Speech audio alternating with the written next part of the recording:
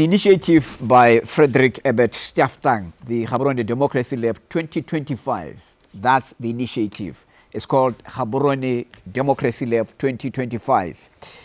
It was considered, basically, it's a working space for ideas, for bold experiment to confront democracy, toughest challenges, and to find African-driven solutions to the challenges afflicting the continent. In the Atlas, on the Atlas today, we have the gentleman, Thilo Schoene. He's here to help us understand what was happening there. Thilo Schoene is the resident representative of the FES. And he's going to, as I said, help us to understand what is next for democracy in Africa and whether the lab's vision of reshaping the global conversation is something that can yield results, desired results, that is. So thank you very much for attending here and gracing our studios with your presence. We appreciate that. Thank you for having me.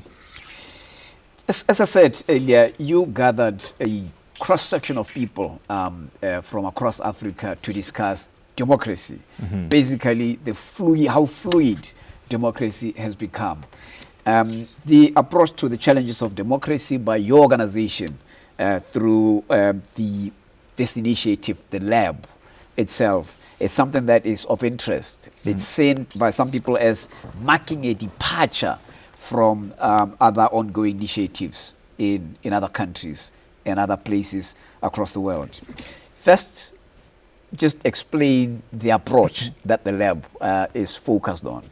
No, thank you very much. You couldn't be more right. The lab is extremely timely and it is something unique and different because we've been seeing a lot of threats to democracy all around the world in the last years and decades.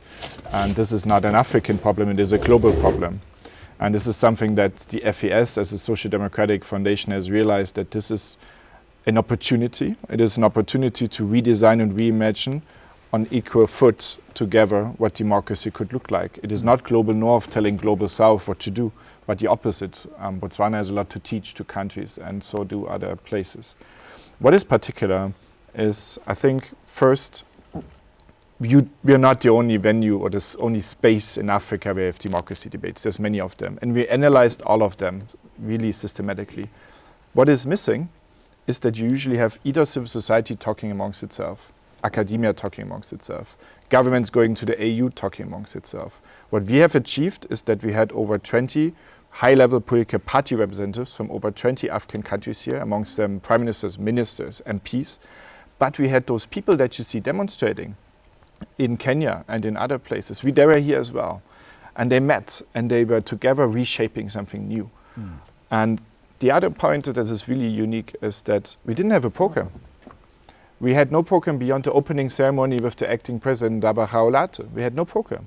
We, together with them, designed the program and allowed them to really be part of this and to use methods such as Fishbowl, World Cafe, Thought Lab to come out with results. And there was a risk in that. Mm. We might have had just 2 days of coffee, but it worked out so well that people stayed beyond hours and we came up with results. Mm. What are the practical ideas that came out of this lab? Participants pitched ideas how to reform and redesign democracy in Africa and beyond. There were about 10 pitches. And they together voted and discussed in length. And there's three key ideas which came out, which, however, I must caution, need to further be developed, right? You can't solve all problems in 2.5 days. The first is there was an overwhelming interest to anchor democracy in Africa more in direct democracy. And I want to believe, as we're sitting in Botswana, this fits really well the Kotla system. And democracy, contrary to perceptions, is not something strange to Africa in so many places in West and Central and Southern Africa. The second key idea is to anchor democracy on this level, on this direct level, in Ubuntu values. Now, Ubuntu is particular to Southern Africa. However, even our West African participants knew about it, because in the end, it is about seeing each other, respecting each other, leaving no one behind. So rooting all the institutions, making sure that those groups right now are not part of the conversation, women, young people, people with disabilities, that they would be part of this conversation, but meaningfully, not as tokens. And last but not least, you see all those protests going on in Madagascar, in Kenya, in Nigeria, in Ghana. So those people were here. And we realized... And now in Tanzania. In Tanzania as well, you're so right. Yeah. And Mali is also, the news are not looking good. There's many places where people are on the street right now. This power that they have, this protest, and I want to say this anger, it must be harnessed and it must be transformed into something constructive. So a lot of the people around the table, including the politicians and civil society, said, we must develop programs that include those people. We can't leave them on the streets. So we must continue working with them, but in a better way. Are there any, you could call examples of success from your organization that you could have them on one hand and then hope that what was discussed that you've just outlined here can be married to make something powerful to enhance democracy? We are a 100-year-old foundation. Yeah. We have had a number of successes and probably a number of failures as well. But as our mission is democracy support, we've accompanied a lot around the world. But let me just stay home here in Botswana and in Southern Africa, not to distract with what was happening in Europe or West Africa. Botswana, I've had the chance meeting once a former president of this country, and he gave me the reasons why Botswana succeeded in democracy. One of those 3 reasons was that we had the support of what he said, the Swedish and FES. What did we do in Botswana? Did you know that among Basadi, the Women Caucus, the Women Conference of, I believe, 1998, the delegation to Beijing, all of those things were supported by FES in the 90s. Radio Botswana in the 80s was equipped by our foundation and its personnel was trained by FES as well. Now, most importantly for today, we have a youth leadership training program running for 10 years. And the people going through that program, some of them are now MPs, some of them are councillors, and they do really good job because they are basing their political action on democratic values. And also what we're most proud of is that in Southern Africa, where the rest of the world largely was looking at the horrific crime of apartheid, FES was supporting those liberation movements in most countries to make sure that the white racist regimes come to an end. Barometer. Yes. It's one of the highly reputed initiative organization. They has revealed in their survey that there are observations by citizens that who still support democracy. Yes. I think it was 66%. Correct. In fact, it says at least 66% of the polled prefer democracy. Yes. But there are still those who say, even as we prefer democracy, 53% are willing to accept a military takeover if it turns out that elected leaders, elected democratically, are failing to deliver or abusing power. Can you just unpack this contradiction, if it is contradiction? I don't think it's a contradiction. I actually think that both statements by the citizens answering in this questionnaire by our key partner Afrobarometer speak to the value they put into democracy. But the moment that those leaders disrespect those values, they want them out. Now here, what would be happening in other parts of the world is look at what happened in South Korea some months back when the president abused his power and was voted out by parliament. Look at former French President Sarkozy going 5 years into prison now for corruption. When you have strong democratic institutions, you will get rid of the bad ones. But as President Obama said, in Africa, we're looking too much at strong people, strong men mostly, instead of strong institutions. Now, I understand the desire, and Madagascar is such an amazing example. Like, you have someone who's elected democratically last time, although 2009 he came to power in a coup d'etat. Yeah. Now, he's not respecting the will of the people. He's not resigning, and there's no way to get him out. Is the street the legitimate way? And political science, we would say, yes, revolution can be a legitimate way, but the better way would have been if democratic institutions are able to move in. Because please also note that the question says if they abuse power. Yeah. Because 29% of Africans want military rule in general. That's still too many. But it means that over 70% prefer democracy. And last point, this is a higher number than in my own country. In Africa, the popularity of democracy is higher than in Europe right now. We have to learn from Africa, actually. I think you gave an example, a very good example of Madagascar. The president came in militarily or assisted by the military. Correct. Because people were not happy with what the democratically elected leader at that time was doing. But now, they then turned out and said that he's also not doing a good job. And so they stood up to say he has to leave. There's a call for the evolution of democracy, of course, and this is what you have said earlier on. And that evolution must be anchored on African values. One of those that you mentioned is the Boto or Ubuntu, as it's commonly known. Just help us to understand whether there is consensus in relation to how new style democracy has to be premised on.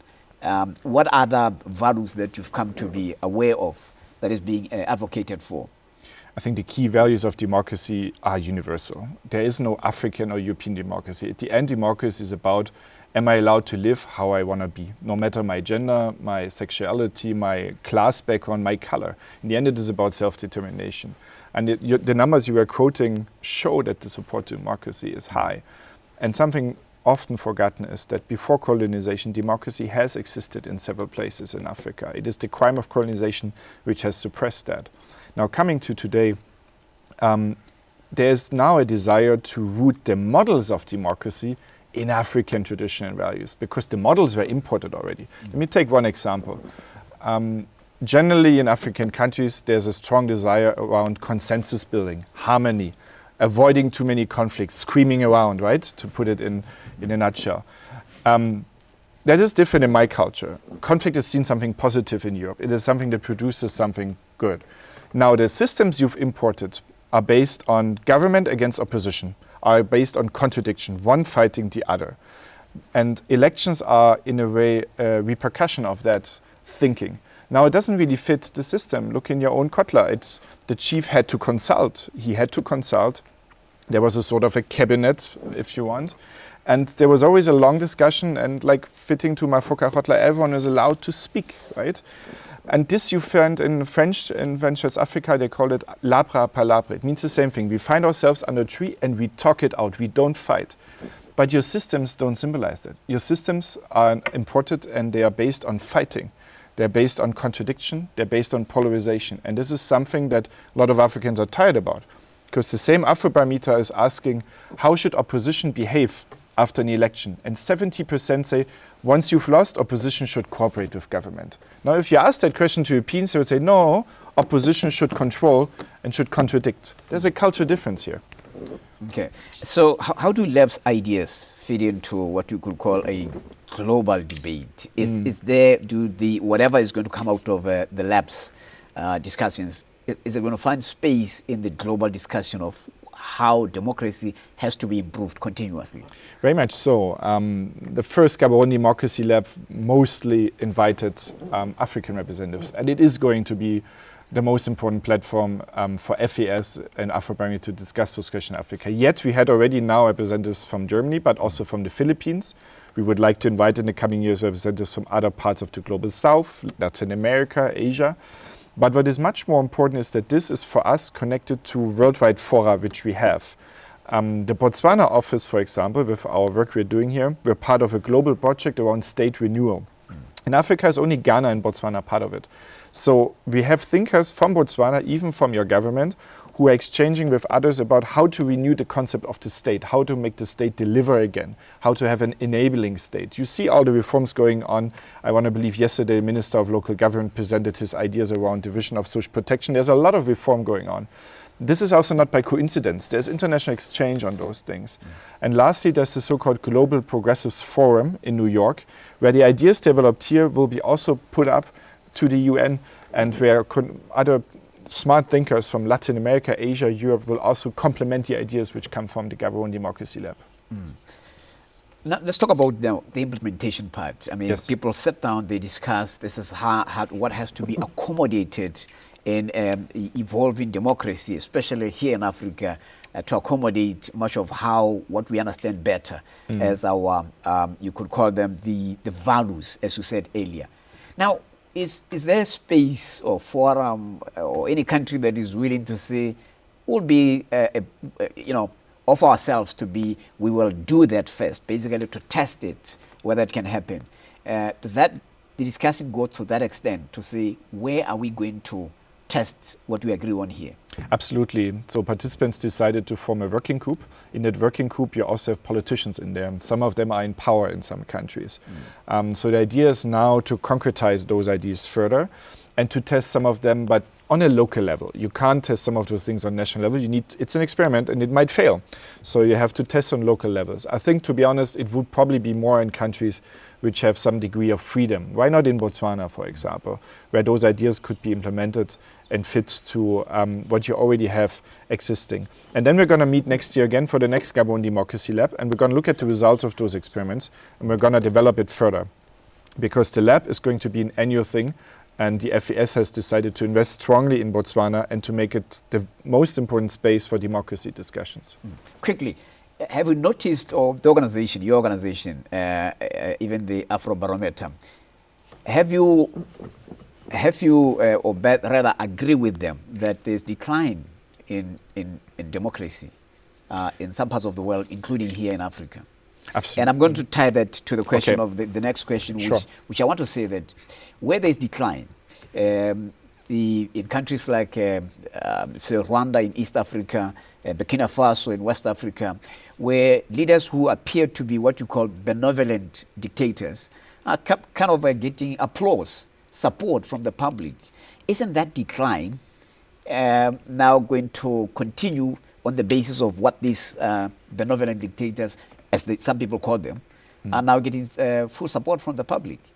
Yeah, no, it's a very important question, and the so-called Traoré question must be discussed. Yeah. And I think what is first to understand, why is someone like him, and I want to take him as an example, but as you mentioned, there's others, why is someone like him so popular? Traoré, for example. First, he's young. Most African leaders are very old. You've had elections now in Tanzania, in Cote d'Ivoire, in Cameroon. Those are not the youngest people getting elected. And the majority of Africans today is young, under 35. They want to see young people in power. Secondly, he's someone who goes against the mainstream, who goes against those beliefs we've been holding for some years and decades. People like rebels. It's like when we watch movies. We do like those who are different. But thirdly, and that's the most important thing, is the particular context of West Africa, Francophone West Africa. The French colonization and even the actions in post-colonial times were so much alienating the normal people. And the elites existing allied with the French governments. So this is an anti-movement. Now, what you might not know is that there's a lot of fake news going around him in social media. State-sponsored fake news. I have the privilege of reading French, being able to read in French. People like you, journalists, are arrested in a moment in Burkina Faso. They're not allowed to speak up. Just yesterday, he dissolved the Independent Electoral Commission, saying it's not needed. We can organize elections ourselves. But what you also might not know is that why is the media reporting on those so-called benevolent dictators? I would dispute that they're benevolent. Why are they reporting on them? But did you know that, for example, your president, Advocate Dumaboko, he's so much circulating in West Africa and he's seen as an anti-Traoré because he's democratically elected. Yes.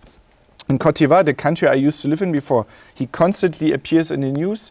And some of the things are also fake, but some of the things are also true. There's a fascination with someone who managed, still young, to change regime. The president of Ghana is someone that people are so much looking at because he's right now implementing a lot of actions that try to eradicate colonial history, but also drive the country forward. And then you have also President Faye of Senegal, a young gentleman in his 40s who was elected president democratically. But we talk about the villains, I want to say. But why don't we talk about young African presidents who got elected democratically and are behaving democratically? We have a rich history here. Democracy is not a foreign concept. Now, what needs to happen, and there he's right, it needs to be made fit to the traditions and culture and values that you have. Because imported models are not going to work anywhere. Blueprints, as the Vice President said to us this week, are not going to work. But as he said, we need to listen deeply and act boldly to reform democracy.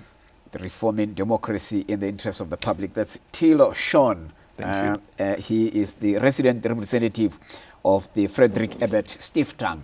Once again, thank you very much for your time. We appreciate your insight on the matter. Thank you very much.